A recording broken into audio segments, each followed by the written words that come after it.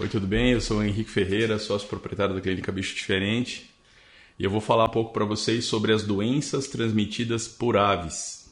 Eu vou falar aqui principalmente de três, e dar enfoque em uma.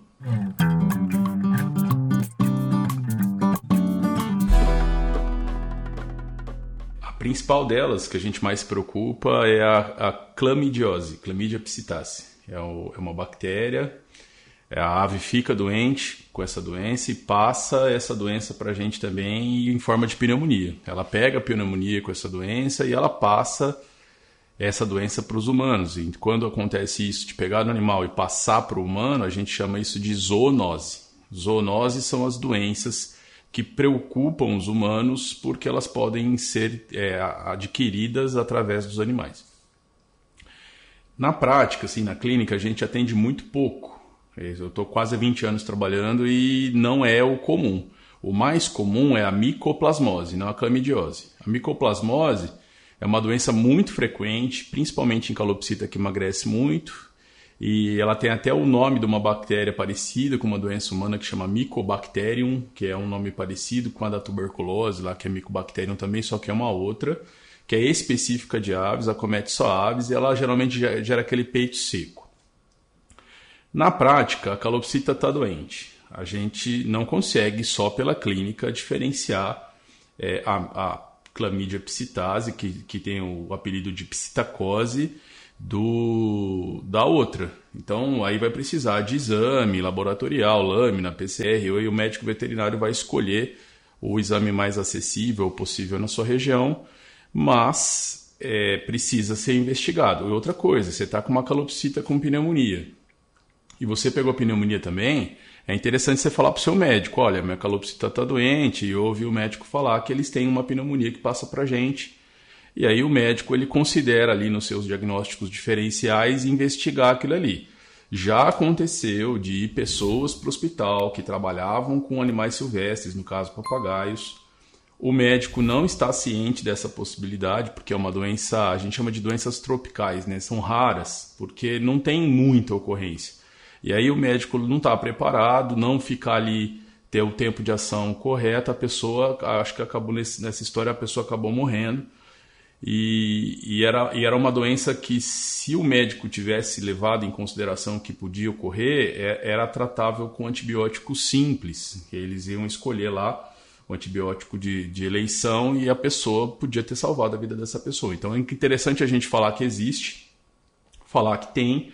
Você que tem ave, ela ficou doente, você considera essa possibilidade e, na primeira oportunidade, viu que não está legal, leva no veterinário.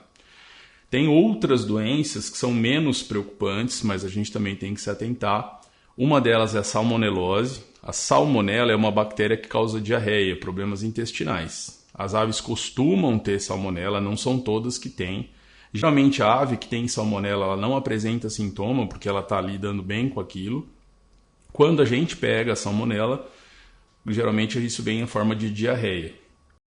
Então, aí a dica de ouro no caso da salmonela especificamente é mexeu com a ave, não põe a mão na boca, lava a mão antes, redobra os cuidados de higiene, tanto aves que nem réptil. Mexendo numa tartaruga, num jabuti, num cágado, pegou na mão, lava a mão, especialmente se for criança. E teve outra particularidade assim, que aconteceu aqui na clínica, da pessoa ficar com bronquite, como se fosse uma alergia, e aí essa doença foi causada pelo pó da pena da calopsita. Então a gaiola estava na sala e a calopsita ela tem a mania de ficar batendo as penas, assim, se coçando, se batendo e solta aquele pozinho da pena. Aquele pozinho da pena é pó de queratina. Queratina é uma proteína.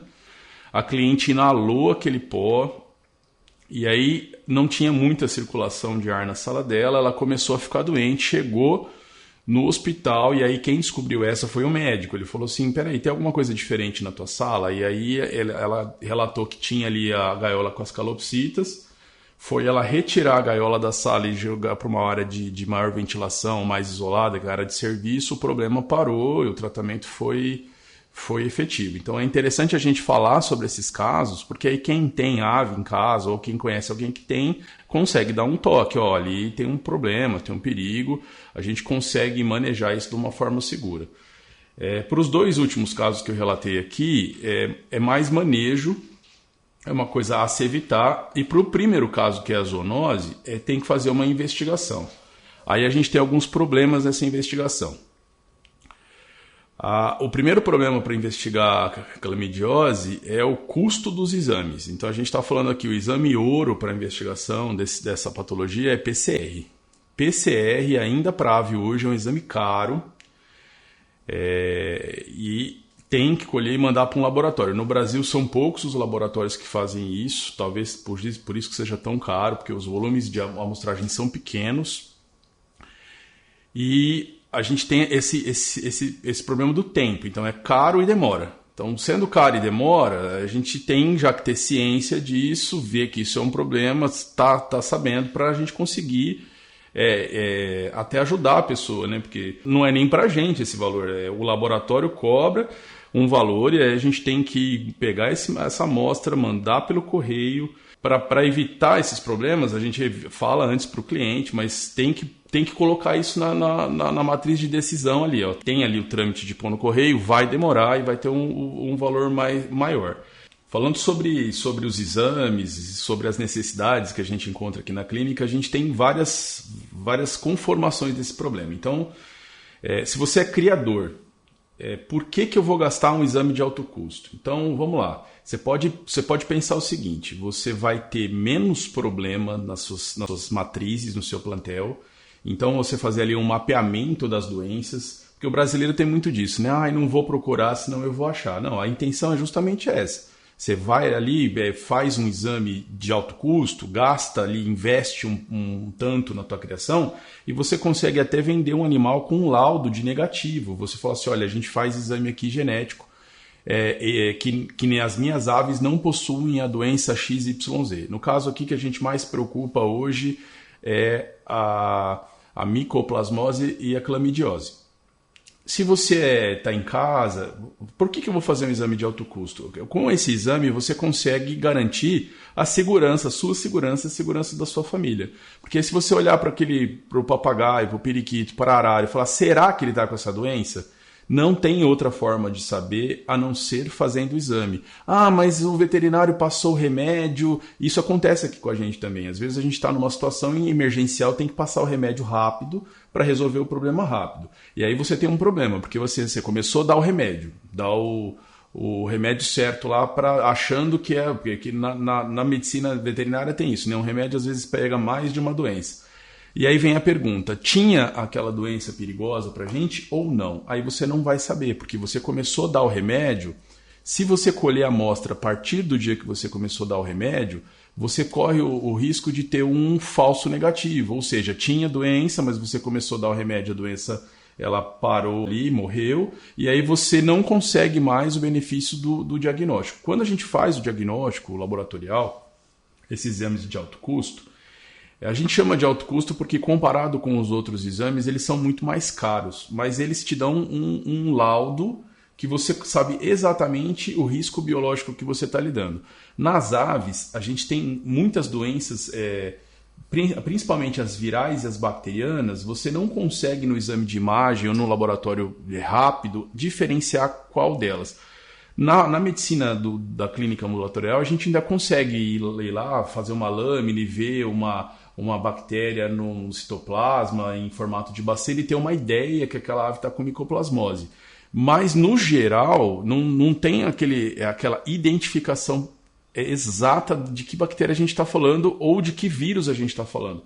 Então, a gente tem que fazer a indicação do exame certo para o problema certo. Então, é muito comum a gente que é da área veterinária ser pressionado a resolver um monte de problema com um orçamento pequeno. Aí eu falo para as pessoas que eu tento resolver o problema da seguinte maneira. Não é obrigado a fazer. Você faz se você tiver condições.